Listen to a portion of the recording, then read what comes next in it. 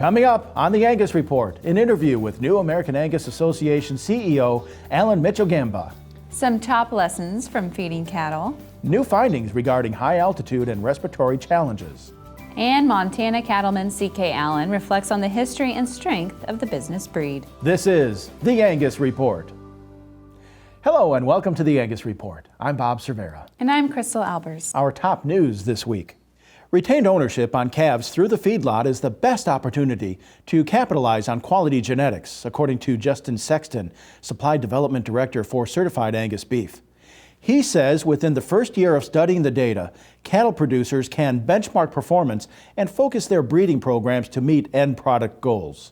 In terms of making improvements with retained ownership, the first year gives you really a high watermark. Effectively is that where do you fit relative to average? And average, as we know, continues to increase. Number of choice cattle in the market now is at an all-time high relative to history. We've made a lot of progress over time. Retained ownership gives them the opportunity to, one, benchmark where they're at and focus their breeding program in an area where they now know they may be deficient.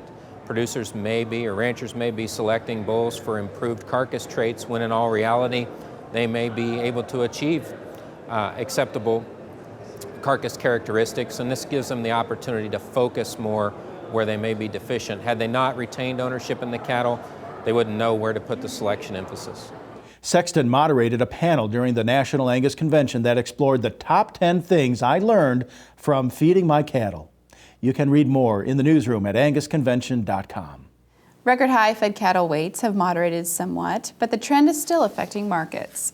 David Anderson of Texas A&M says in the November Angus Beef Bulletin Extra that delayed marketings continue to factor into lower cattle, feeder, and calf prices. Steer weights the second week of November averaged 920 pounds, 18 pounds heavier than a year ago. That was 7 pounds below the week before and the lowest since the week of September 26th.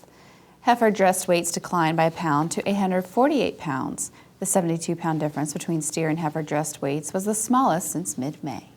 New research suggests brisket disease doesn't only occur at high altitudes. Now, while brisket disease, also known as high altitude or high mountain disease, has been associated primarily with cattle at elevations of 8,000 to 10,000 feet, Texas Tech's Joe Neary says congestive heart failure is becoming increasingly problematic at elevations as low as 2,000 to 4,000 feet, particularly among feedlot cattle.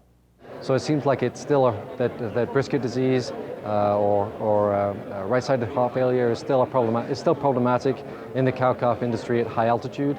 But we've also been tracking the disease in the feedlot industry too, because there's been increasing reports of brisket disease occurring in cattle, particularly in the late feeding phases of the feedlot industry. I'd encourage producers, especially if it looks like a chronic pneumonia case, don't always assume that animal actually has chronic pneumonia, because the clinical signs of pneumonia and brisket disease can overlap, especially in the early phases of the disease. So I'd encourage producers to really take a closer look, and that is screening the breeding stock for any animals that have high pulmonary arterial pressures. Animal nutritionists agree on the importance of knowing the nutritional value of feed and hay, and now one company is making it easier to determine that information.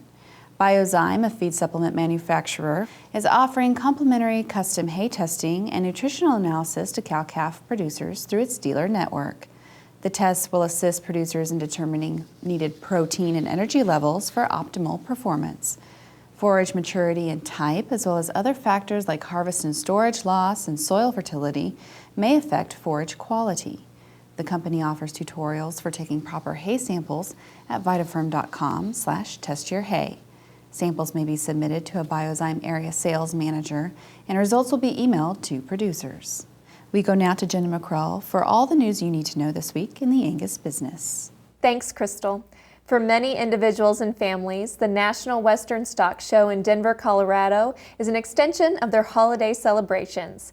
The National Western is a tradition that dates back more than a century, and thousands are expected to travel to Denver throughout the month of January.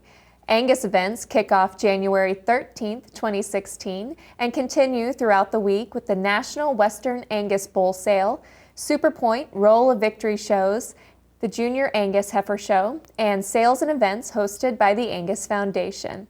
Visit angus.org for hotel information and a complete schedule of events. College students with an interest in the livestock business should consider applying for a summer internship with the American Angus Association. The 10-week paid internship program offers 3 students a chance to gain real-world knowledge and experience in the beef cattle industry. Application details and deadlines can be found online at angus.org. Angus producers between the ages of 25 and 50 years old are encouraged to apply to attend the 2016 Young Cattlemen's Conference hosted by the National Cattlemen's Beef Association. Each year, the Angus Foundation sponsors 1 young leader to attend the tour and conference. Angus Foundation sponsorship applications are available online at angusfoundation.org, and materials must be postmarked by January 11th. And that's what you need to know this week in the Angus business. Thanks, Jenna. When the Angus Report returns, a demonstration from Zoetis on how to effectively use DNA tools in the commercial cattle business. And we have an interview with New American Angus Association CEO, Alan Michigamba. Visit angus.org to continue watching this episode of the Angus Report. The Angus Report is brought to you by Merck Animal Health. Why not prevent respiratory disease before it steals from your bottom line? Vista Once protects your calves with the most complete respiratory disease coverage available. And Vision Blackleg vaccines can add 14 pounds per calf at weaning. Contact your veterinarian or animal health supplier today. Have you discovered self-deworming cattle products? All the benefits of an effective deworming without all the labor, handling, and stress.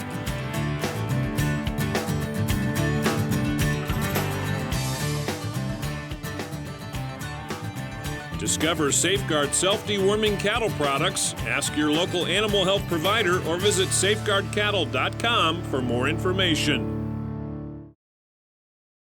From all of us at 44 Farms, thank you for making 2015 our best year ever. It wouldn't have happened without your support. Our commitment has always been to produce the highest quality cattle possible, to share what we know with our customers and friends, to build something bigger and better to benefit the entire industry, from the pasture to the plate, from the rancher to the retailer. We're 44 Farms. Most of all, we wish you a blessed holiday season and a peaceful, prosperous new year. The GGP-LD, the most popular low-density genomic profile on the market, is now available for Angus. And at $45 per head, you can afford to test all your cattle. Plus, you can save even more time and money raising reputation seed stock. Put the GGP-LD profiler to work finding your best bull calves and the elite females that will brand your legacy. For more affordable accuracy, go GGP, a new brand of partner. Beef quality is everyone's responsibility, including yours. That's why the Checkoff-funded Beef Quality Assurance Program is key to your future. BQA, empowering people because you can make a difference, taking responsibility because it's our job, not someone else's, working together because product safety and wholesomeness is everyone's business. Find out more at bqa.org.